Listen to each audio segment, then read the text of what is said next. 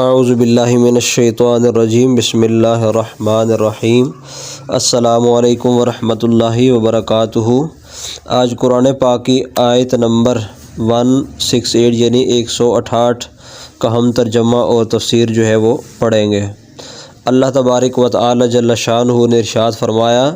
یا ایھا الناس کلوا مما فی الارض حلالا طیبا ولا تتبعوا خطوات الشیطان انہ لکم عدو مبین۔ اس کا ترجمہ سنیں، یا ایھا الناس، اے وہ لوگوں، کلو کھاؤ،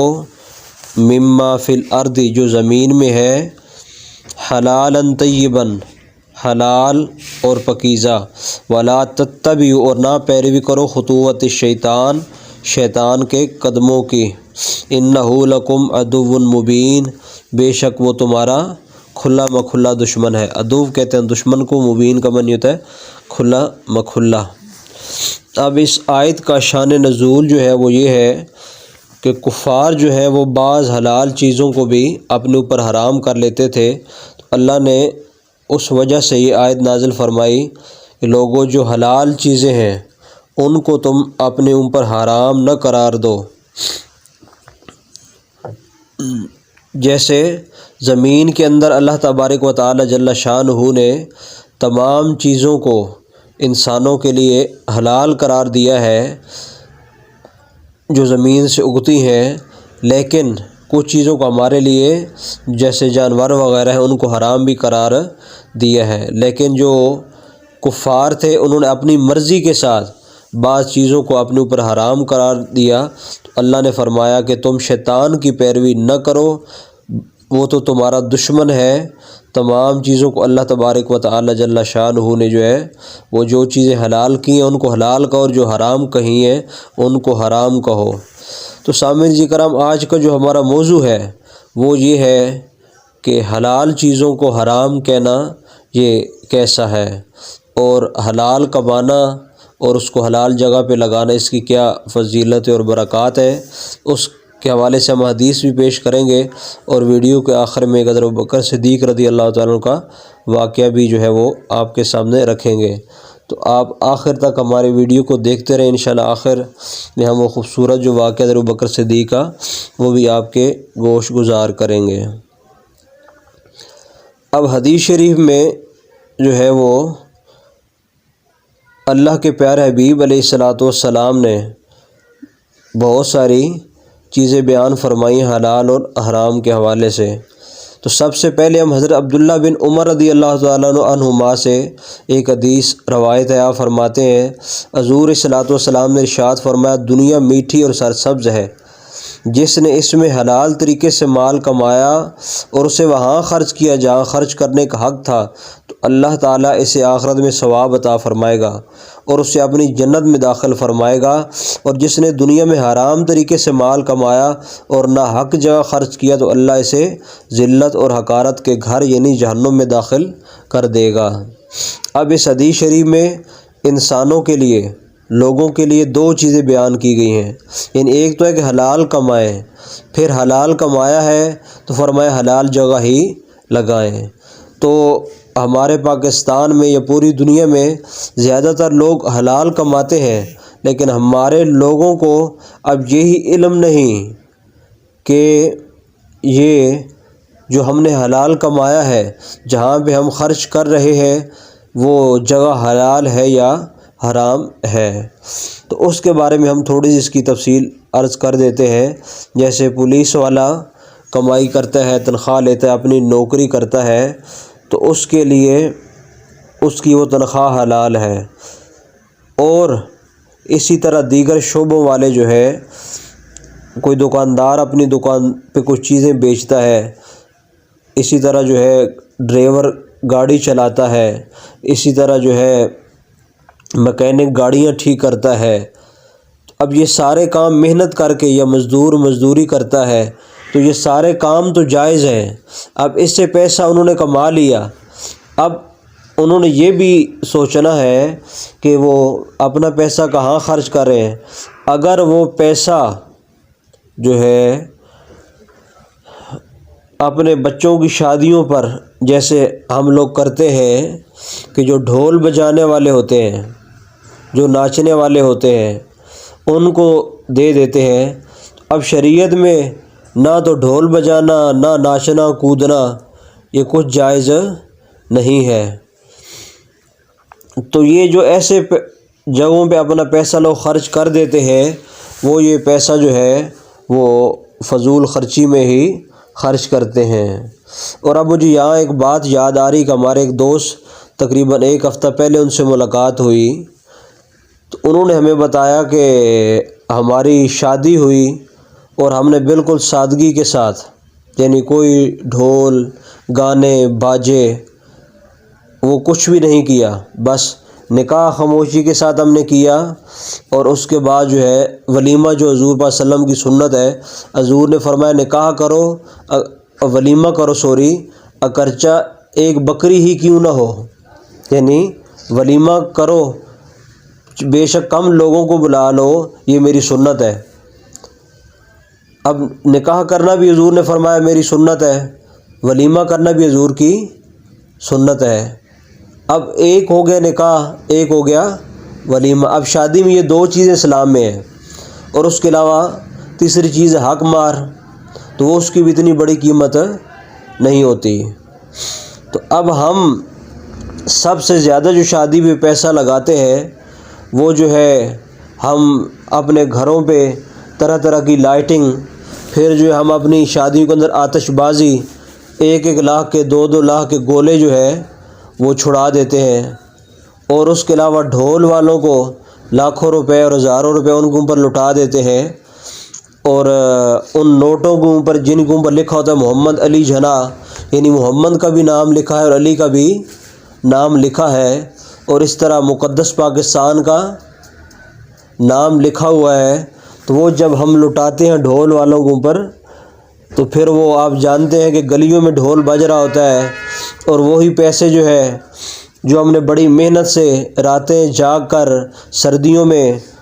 جو ہے ڈیوٹیاں دے کر کمائے ہوتے ہیں، وہ ہم پیسے جو ہے چرسی، شرابی اور بھنگی جو ہے لوٹ کر کچھ لے جاتے ہیں، اور کچھ جو ہے نالیوں میں بھی چلے جاتے ہیں۔ تو یہ اب کمانے کا طریقہ اگر آپ کا ٹھیک تھا اور لگانے کا طریقہ ٹھیک نہیں، تو ایک اور حدیث جس کا مفہوم پیش کر رہا ہوں کہ قیامت والے دن اللہ تبارک و تعالی جل شانہ ہر انسان سے سوال کرے گا، اے شخص میں نے تمہیں جوانی دی، بتا تو نے اپنی جوانی کہاں گزاری؟ کیا میری نافرمانی میں گزاری یا میری عبادت میں گزاری؟ پھر اللہ یہ بھی سوال کرے گا جو علم والے ہیں کہ میں نے تمہیں علم دیا تھا، کیا تو نے میری مخلوق کے اندر علم کو پھیلایا ہے یا نہیں پھیلایا؟ اور جو مال و دولت والے ہیں، جن کو مال و دولت دیا ہے، ان سے اللہ یہ سوال کرے گا کہ اے مال و دولت والے، میں نے تجھے مال و دولت کی نعمت دی تھی، اب بتا تو نے اپنا مال و دولت کہاں خرچ کیا ہے؟ کیا تو نے اسے غریبوں کے اندر تقسیم کیا ہے، یتیموں کے اندر تقسیم کیا ہے، یا اپنے گل چھرے اڑانے میں اور فضول خرچیاں کرنے میں اپنے پیسوں کو جو ہے اڑا دیا ہے؟ تو اس لیے میرے بھائیوں اور میرے سننے والے عزیز طلباء کرام، اور پوری دنیا میں جہاں جہاں ہمیں لوگ سنتے ہیں، سب کو یہی میسج ہے، اور میں اپنی بات کو جو ہے ختم کرتا ہوں اس حدیث کو، اور میں آپ کو بتا رہا تھا کہ ہمارے ایک دوست کی شادی ہوئی، تو اس نے ہمیں بتایا کہ ہم نے وہ سادگی کے ساتھ شادی کی، اور جو پیسہ ہم نے فضول کاموں پہ لگانا تھا، ولیمے کے اگلے دن ہی ہم نے مکہ شریف اور مدینہ شریف کی ٹکٹیں بک کرائی ہوئی تھی، اور ہم اپنی بیوی کے ساتھ، یعنی ولیمے کے فوراً بعد تیسرے دن جو ہے لوگ تو ہنی مون منانے کے لیے، جو غریب ہیں وہ پاکستان میں مری اور کشمیر اور گلگت بلتستان کا جو ہے وہ رخ کرتے ہیں، لیکن کچھ جو امیر لوگ ہیں وہ کوئی دبئی جا رہا ہے، اور کوئی اسی طرح انگلینڈ، کوئی امریکہ، اور اس طرح مختلف ممالک میں جاتے ہیں۔ لیکن میں اس بھائی کی قسمت پر قربان جاؤں کہ جس نے اپنا، یعنی ہنی مون تو سے نہ کہیں، بلکہ وہ ایک زندگی کا آغاز نئی زندگی کا آغاز تھا۔ حضور کی جو سنت انہوں نے ادا کی، تو وہ پھر اللہ کے گھر میں اللہ کی زیارت کے لیے گئے ہیں اور حضور کی روضے کی زیارت کے لیے گئے ہیں۔ تو میں اپنے سننے والوں کو، ماؤں بہنوں کو بھی یہ کہوں گا، ہماری بیٹیوں کو بھی یہ کہوں گا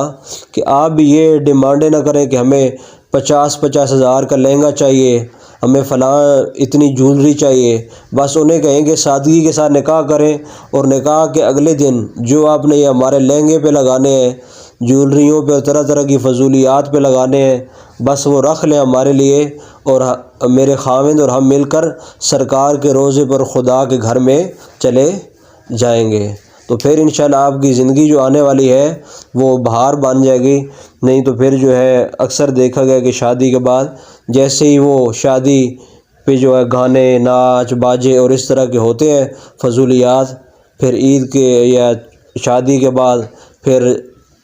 لڑائیاں، جھگڑے اور فساد جو ہے نا گھروں میں شروع ہو جاتے ہیں۔ تو یہ حضور کی سنت ہے، اس کو سنت پہ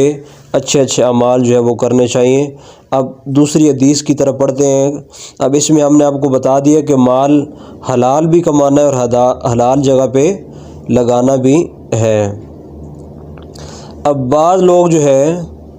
حلال چیزوں کو حرام کہتے ہیں، اس کے بارے میں مسلم شریف میں آیا ہے، اللہ تعالیٰ فرماتا ہے جو مال اپنے بندوں کو عطا فرماتا ہوں وہ ان کے لیے حلال ہے، اور اسی حدیث میں ہے کہ میں نے اپنے بندوں کو باطل سے بے تعلق پیدا کیا،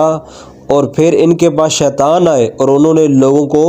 دین سے بہکایا، جو میں نے ان کے لیے حلال کیا تھا اس کو حرام ٹھہرایا۔ اب یہ مسلم شریف حدیث شریف کی اتنی بڑی کتاب ہے، اس کا حوالہ دیا جا رہا ہے۔ یہ حدیث شریف ہے کہ اللہ تبارک و تعالی جل شانہ فرماتے ہیں کہ یہ شیطان کا کام ہے۔ اب اس میں میرے ان بھائیوں کو سوچنا چاہیے جو کہتے ہیں جی اگر 11ویں شریف کا کوئی لنگر ہو تو وہ کھانا حرام ہے، اگر حضور کے میلاد کا کوئی لنگر ہو تو وہ کھانا حرام ہے، اگر اسی طرح کسی بزرگ کا عرس ہو تو وہ لنگر کھانا حرام ہے۔ وہ بغیر سوچے سمجھے حلال چیزوں کو حرام قرار دے دیتے ہیں۔ تو یہ اللہ نے فرمایا کہ یہ شیاطین کا طریقہ ہے کہ حلال چیزوں کو حرام قرار دینا۔ اس لیے پیارے بچوں اور ہمارے سامعین، اگر آپ کا یہ عقیدہ ہے تو ہماری اس بات کو ذہن نشین کر لیں کہ یہ طریقہ شیطان کا ہے، اور اگر آپ کا یہ عقیدہ نہیں ہے تو پھر آپ کو مبارکباد ہو، کیونکہ جو لنگر شریف پک رہا ہے اس کے اندر چاول شامل ہے، اس کے اندر گوشت شامل ہے، تو کیا شریعت نے گوشت کھانا حرام تو نہیں قرار دیا؟ اور کسی اللہ والے کے سالِ ثواب کے لیے اگر وہ پکایا جا رہا ہے تو اب کسی کے لیے سالِ ثواب کرنا یہ تو شریعت میں کوئی منع نہیں ہے۔ اس لیے ہمیں جو ہے اپنے عقائد کو صحیح رکھنا چاہیے، اور جو اللہ نے ہمارے لیے حلال چیزیں کی ہیں ان کو حرام جو ہے وہ نہیں قرار دینا چاہیے۔ ایک اور حدیث شریف ہے، حضرت سعد بن ابی وقاص رضی اللہ تعالیٰ نے حضور سے عرض کیا، یا رسول اللہ صلی اللہ علیہ وسلم دعا فرمائیے کہ اللہ مجھے مستجب الدعوات، یعنی میری ہر دعا قبول ہو، مستجاب الدعوات بنا دے، میری ہر دعا قبول ہو۔ تو حضور صلوات والسلام نے فرمایا سعد رضی اللہ تعالی عنہ اپنی خوراک پاک کرو، مستجاب الدعوات ہو جاؤ گے۔ اس ذات پاک کی قسم جس کے دست قدرت میں مصطفیٰ کریم علیہ السلام کی جان ہے۔ اب حضور قسم اٹھا رہے ہیں۔ اب پتہ چلا کہ حضور کسی عام بات پہ قسم تو نہیں اٹھاتے، حضور نے اللہ کی قسم اٹھائی اور فرمایا کہ جس کے قبضہ قدرت میں میری جان ہے۔ اور یہ بات بڑی سننے والی ہے، یہ جملہ بڑا قابل غور ہے۔ حضور صلوات والسلام نے فرمایا آدمی اپنے پیٹ میں حرام کا لقمہ ڈالتا ہے، ایک لقمہ دوسرے الفاظ میں ایک نوالا، اگر پنجابی میں کہے تو سوڑا، دوسری ایک کچھ لوگ اسے برکی بھی کہتے ہیں، ٹھیک ہے؟ تو ایک برکی یا ایک جو ہے نوالا، ایک لقمہ کسی نے اپنے پیٹ میں حرام کا ڈالا تو 40 دن تک اس کا کوئی عمل قبول نہیں کیا جاتا، اور جس بندے کا گوشت سود اور حرام خوری سے اگا ہو اس کے لیے آگ زیادہ بہتر ہے۔ یعنی اب ایک تو یہ کہ اب لوگ تو پتہ نہیں کتنا حرام کھاتے ہیں اور ڈکار مار کے کھا جاتے ہیں اور انہیں احساس ہی نہیں ہوتا، اور پھر وہ نماز اور متقی اور یہ ساری چیزیں اگر وہ کر رہے ہیں، کسی کا حق مار رہے ہیں، ٹھیک ہے، تو حضور نے فرمایا ایک لقمہ، تو اب جس گھر میں سود کی روٹی پک رہی ہو، جوئے کی کمائی کی روٹی پک رہی ہو، شراب کی آمدن آ رہی ہو، رشوت خوری ہو رہی ہو، اور اس طرح کے جتنے بھی ناجائز ذرائع ہیں ان کے گھر کھانا کھایا جا رہا ہو، اور پھر اس گھر والے نماز بھی پڑھ رہے ہوں، تو فرمایا اگرچہ وہ نماز پڑھتے رہیں صرف ایک لقمہ کھا لے تو جو پوری کی پوری روٹیاں ہی حرام کھائے، اس کی نماز کیسے ہوگی؟ چاہے وہ دن رات سجدے میں پڑا رہے، چاہے وہ قرآن پاک کی تلاوت کرتے رہیں، جو حرام کھانے والا ہے چاہے ایک لقمہ ہی کیوں نہیں اس نے اپنے جسم کے اندر ڈال دیا، 40 دن تک نہ اس کی کوئی نماز ہے، اگر روزے رکھتا ہے تو روزے بھی نہیں ہیں، اگر وہ حج کرنے کے لیے جاتا ہے اسی مال سے تو وہ اس کا حج بھی قابل قبول نہیں، یعنی اس کا کوئی عمل قبول نہیں ہے۔ اور جس بندے کا گوشت سود اور حرام خوری سے اگا اس کے لیے آگ زیادہ بہتر ہے، یعنی جس کی پرورش ہی، جن بچوں کی پرورش ہی سود اور حرام خوری سے ہو، پھر ان کے لیے آگ زیادہ بہتر ہے، یعنی اللہ ان کو جو ہے پھر آگ میں ہی جلائے گا، جن کے جسم جو ہے پورے کے پورے ہی ان کا گوشت جو ہے وہ حرام سے بنا ہوا ہو۔ تو یہ ہے میرے مسلمان بھائیو احادیث، اور اب جو میں نے وعدہ کیا تھا تو آخر پہ آپ کو ایک واقعہ بھی سنائیں گے حضرت بکر صدیق کا۔ پہلے ہم نے قرآن سے آپ کو بتایا کہ حلال کو حلال کہیں اور حرام نہ کہیں، اور پھر ہم نے سرکار صلی اللہ علیہ وسلم کی احادیث آپ کے سامنے رکھی۔ اب آخر پہ حضور صلوات و سلام کے صحابی حضرت بکر صدیق رضی اللہ تعالیٰ، تو حضرت ابو بکر صدیق رضی اللہ تعالیٰ عنہ کے پاس ایک دفعہ ایسا ہوا کہ آپ کا ایک غلام جو ہے وہ دودھ لے کر آیا، اور اکثر وہ جو ہے وہ جب بھی کوئی چیز آپ کو دیتا یا لے کر آپ کے پاس آتا تو آپ کا یہ معمول تھا کہ آپ پہلے ہمیشہ پوچھتے کہ یہ چیز کہاں سے آئی ہے، کس نے بھیجی ہے، تو پھر اس کے بعد جو ہے آپ چیز کو کھاتے۔ لیکن ایک دن کیا ہوا کہ آپ کے پاس جو ہے ایک دودھ کا پیالہ آپ کو پیش کیا گیا، اور آپ نے پوچھا نہیں، دریافت نہیں کیا، اور جیسے ہی وہ لے کے آیا اور آ کر آپ کو دیا تو آپ نے جو ہے وہ دودھ پینا شروع کر دیا۔ اب آپ نے دودھ پی لیا تو وہ جو دینے والا ان کا غلام تھا اس نے کہا کہ آپ تو ہمیشہ جب بھی کوئی آپ کے پاس چیز آتی ہے تو آپ پہلے پوچھتے ہیں اور پوچھنے کے بعد پھر جو ہے وہ چیز کھاتے ہیں یا پیتے ہیں، آج آپ نے پوچھا نہیں، آپ نے فرمایا تم بتاؤ تو صحیح یہ جو چیز ہے یہ تم نے کہاں سے لائی ہے؟ تو اس نے عرض کی کہ اے حضرت بکر صدیق، یہ جب میں کافر تھا اس وقت کوئی آدمی بیمار تھا اور انہوں نے مجھے کہا کہ آپ کو علاج جانتے ہیں، تو میں ایک کوئی کفر کے زمانے میں ایک منتر پڑھتا تھا، یعنی جادو قسم کا وہ ٹائپ کا ہوتا ہے، تو وہ منتر پڑھتا اور لوگوں کو شفا مل جاتی۔ تو میں نے کفر کے زمانے میں ایک بندے کے اوپر منتر پڑھا، اور ان کے پاس اس وقت جو ہے قیمت یا اس کا بدلہ دینے کے لیے کچھ نہیں تھا، تو انہوں نے اب مجھے اس منتر کا جو ہے وہ بدلہ دیا ہے، اور اس سے میں نے دودھ خرید کر جو ہے وہ آپ کو پلایا ہے۔ اتنی بات سننا تھی کہ آپ نے جو ہے اپنی انگلی جو ہے اپنے حلق کے اندر ڈالی، اور الٹی آپ کو آ گئی تو وہ جو دودھ ہے جو آپ نے پیا تھا وہ آپ نے سارا باہر نکال دیا اور پھر یہ عرض کرنے لگے کہ یا اللہ جو میں نے پیا تھا وہ میں نے نکال دیا ہے، اور جو کوئی قطرے میرے جسم کے اندر بچ گئے ہیں، اب یہاں تو ہم پتہ نہیں کتنا کچھ کھا جاتے ہیں اور کبھی ہم نے سوچا بھی نہیں کہ ہم کیا کھا رہے ہیں، کیا پی رہے ہیں، یہ کہاں سے آ رہا ہے اور کدھر جا رہا ہے۔ تو یہ حضرت ابوبکر صدیق رضی اللہ عنہ اللہ سے معافی چاہی کہ یا اللہ جو میں نے کھایا تھا وہ تو میں نے نکال دیا ہے، اب جو ہے جو میرے جسم کے اندر باقی رہ گیا ہے یا اللہ اس پر مجھے تو معاف فرما دے۔ تو یہ اللہ تبارک و تعالی جل شانہ کے وہ نیک بندے ہیں جنہوں نے اپنی زندگی ہمیشہ نیکی میں گزاری ہیں۔ تو اللہ تبارک و تعالی جل شانہ کی بارگاہ میں دعا ہے کہ اللہ میرے تمام سننے والوں کو اور ہم سب کو حلال کمانے اور پھر اسے کما کر حلال جگہ پر اللہ لگانے کی توفیق عنایت فرمائے۔ اگر ویڈیو اچھی لگے، جو یقیناً اللہ کا کلام ہے، حضور کے حدیث سے آپ کو اچھی لگتی ہوگی، اس ویڈیو کو لائک کر دیں، اور اگر آپ نے ابھی تک ہمارا چینل سبسکرائب نہیں کیا تو ہمارے چینل کو سبسکرائب کر دیں تاکہ اس کلاس کا حصہ بن سکیں۔ انشاءاللہ ایک نئی ویڈیو کے ساتھ آپ کے ساتھ ملاقات ہوگی، تب تک کے لیے اللہ حافظ۔